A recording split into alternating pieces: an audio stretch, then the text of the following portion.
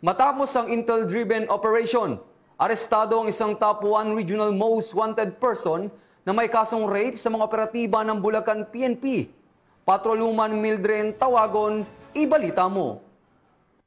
Na naaresto ng mga tauhan ng Provincial Intelligence Unit ng Bulacan Police Provincial Office ang isang top 10 regional most wanted at top 1 provincial most wanted person ng Bulacan sa ikinasang operasyon sa Barangay Canyogan, Kalumpit, Bulacan.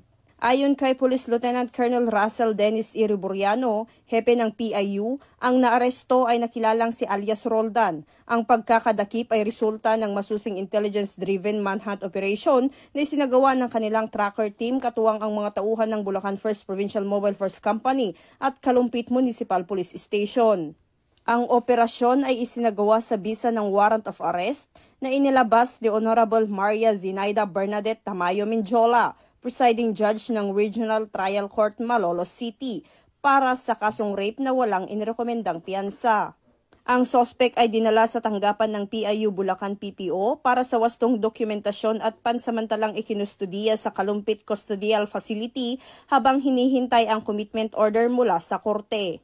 Binigyang diin naman ni Police Colonel Angel L. Garciliano, Provincial Director ng Bulacan Police Provincial Office, na sa kabila ng paggunita ng undas, patuloy pa rin ang Bulacan PNP sa pagpapatupad ng mga operasyon laban sa mga wanted persons upang mapanatiling mapayapa at ligtas ang buong lalawigan.